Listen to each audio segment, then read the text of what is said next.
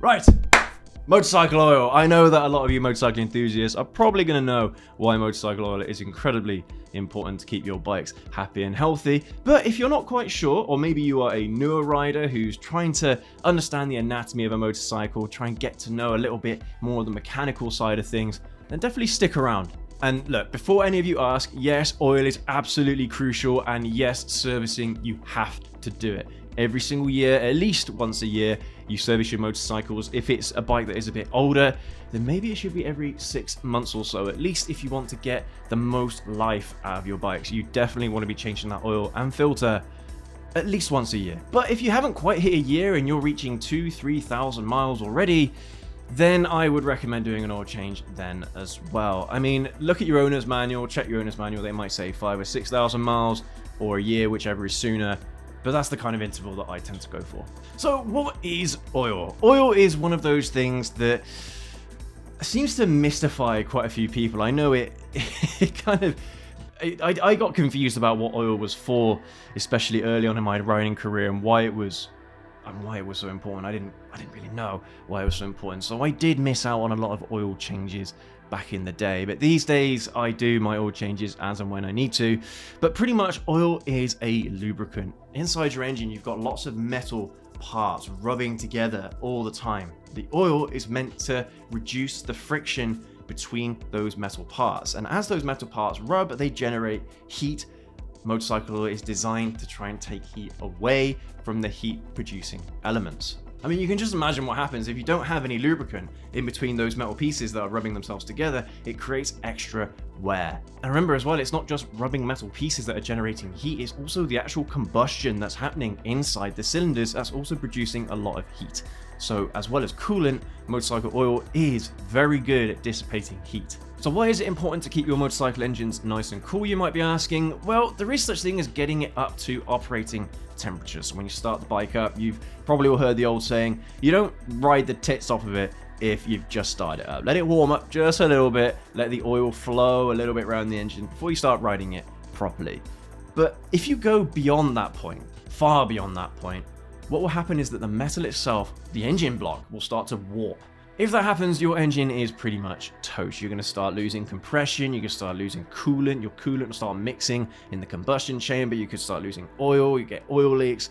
There's so many things that could happen as a result of overheating an engine, which is why it's really important not just to make sure the oil is nice and clean, but also to make sure the coolant is in good condition as well. The oil can only do so much, which is why the coolant is there for the most part. You do have air-cooled engines, a lot of older engines are air-cooled, but these days motorcycles are producing too much heat because they're producing so much performance. There's a lot of performance in these bikes these days, so they have cooling systems, dedicated cooling systems as well. Another couple of things that oil is really important for is, one, keeping everything nice and clean on the inside, removing carbon deposits, keeping everything nice and polished. And it's also very good for sealing, so sealing piston rings or sealing rubber rings, main seals, things like that. Keeps everything nice and lubricated and keeps everything that's meant to be inside the engine, and keeps everything that's not meant to be inside the engine, outside the engine. Now when it comes to the type of oil that you use, it's always recommended to use motorcycle oil, specifically motorcycle oil. In a pinch, you can probably get away with using car oil, but the issue is bike engines and car engines are designed totally differently. In a motorcycle, the oil is everywhere. It lubricates the engine itself, it lubricates the clutch pack, it also lubricates the transmission. Whereas in a car, everything is separate. You've got the main engine oil, you've got the transmission fluid, and most of the time cars operating with dry clutches. The main issue that you might find with using car oil in a motorcycle is probably with clutch slip. So you will start to see performance degradation if you use it over a longer period of time, but in a pinch, just to get you from A to B, that should be okay, but it's never recommended. Always use dedicated motorcycle oil in your bikes.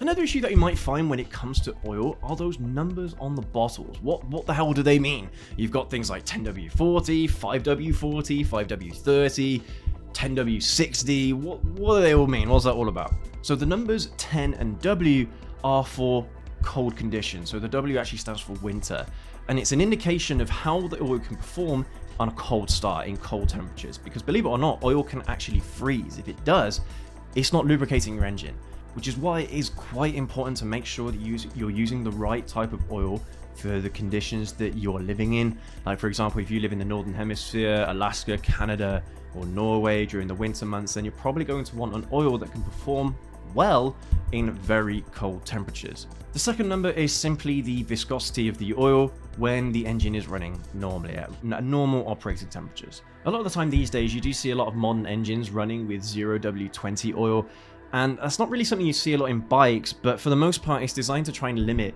the impact of the engine's performance from the oil. So it helps with things like MPG, helps with performance. It's all about really limiting emissions as much as possible. So that's why you see 0W20 being used in a lot of modern engines in cars, but you don't see it so much in bikes. Most of the time bikes are running with 5W30, 5W40, or even 10W40. I run 10W40 and I've used 10W40 in all my bikes and they've been absolutely fine for the conditions here in the UK. But as always, please definitely check your owner's manual beforehand just to make sure that the type of oil you're looking to buy is the right one. Just so you guys know, there is this misconception that the W stands for weight in the oil numbers. That's not the case. It stands for winter. 100% stands for winter. Looking at multiple references here, it certainly stands for winter. And I think people just get confused with the numbers and the viscosity and associate the W with, you know, the viscosity of it. But it's actually referring to the operating temperatures of the oil. Simple as that. Another thing you'll notice on the bottles are synthetic or part synthetic or semi-synthetic as it's otherwise known. And to be honest with you, either is absolutely fine for most motorcycles. Usually fully synthetic oils they mainly benefit bikes that are higher performance, but even then, to be honest with you, any kind of road bike will be absolutely fine on part synthetic oil. You've also got things like the different brands as well to consider. Even cheap oil will be absolutely fine for most motorcycles. I think the only real difference between cheap and more expensive oils is simply their longevity, how long they last. But if you keep doing those oil changes once a year, then even using cheap oil will be absolutely fine. And there are rumors that are probably true that most garages use the cheapest oil they can get hold of. So if it's alright for them, then it'll be alright for you. I have had snobby people in the comments in the past telling me how I'm wrong for using low quality oil or oil from Halfords, the cheapest oil you can get.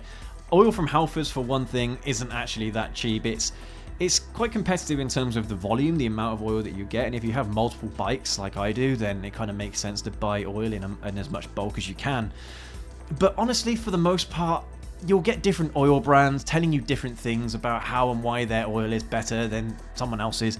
Honestly, it doesn't really matter. As long as it has these certifications on the bottle, then you know they're legit and it'll be absolutely fine. Just remember that most of these oil manufacturers get their oil from the same places. So one of the questions that you might be asking yourselves right now is it okay to leave your servicing a little bit later than you should? In most cases, it's probably going to be absolutely fine, especially because I'm guessing that you're going to be moving the bike on at some point, so it won't be your problem. But if you are one of those riders that's dedicated to keeping your bike and looking after it, then definitely do the servicing at the recommended intervals. If anything, do it a little bit before the recommended intervals. Right now, I'm guilty of not servicing my ZZR, my ZH2 on time. To be fair, I haven't ridden them much over the last couple of months, so they should be okay. But I have got the oil, I have got the filters, and I'm ready to do the oil change. But yeah, for the most part, it is important that you do it on time. The thing is that you might not realize that it's doing damage to your bike until it's too late, and that's the problem. It's all about preventative maintenance. This is what this is about. It's trying to make sure the bike doesn't conk out on you at a random point with no notice. All right. So for the most part, if you want to stop that from happening, you want to make sure that your bike is reliable. A motorcycle should never ever leave you on the side of the road. If it does, then it's either been poorly maintained, there's something wrong with it. The way you stop these things from happening is by keeping them well maintained.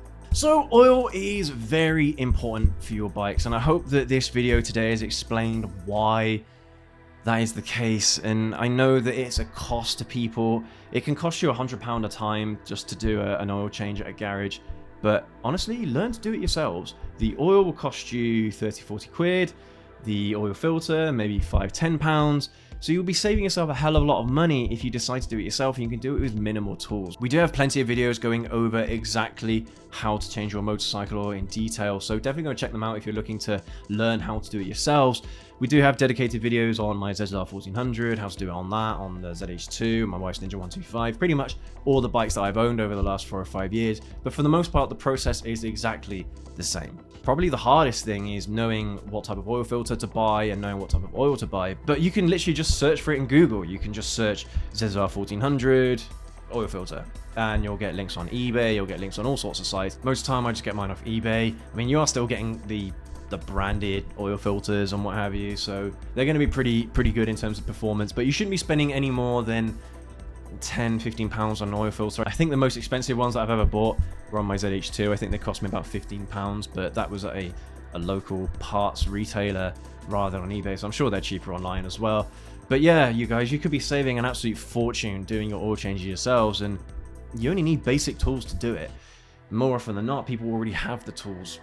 So it's a case of, well, half an hour you spend changing oil and you're done for the year. But there you have it, everybody. I hope you've enjoyed this video. I hope you found it informative today. If you have, then make sure to go ahead, leave that like, hit that subscribe button and that notification bell down there. Look, I'm not a mechanic, all right, but I've been doing this long enough now to know what I'm doing, and everything we've spoken about is all available online, so definitely go and check out yourselves if you don't believe me. But if there's anything that I've missed in today's video, or maybe your motorcycle is a little bit different to what we've been describing today, then let us know down in the comment section below. I love hearing from you guys. But yeah, thanks again, take care, ride safe, we'll catch you all in the next video.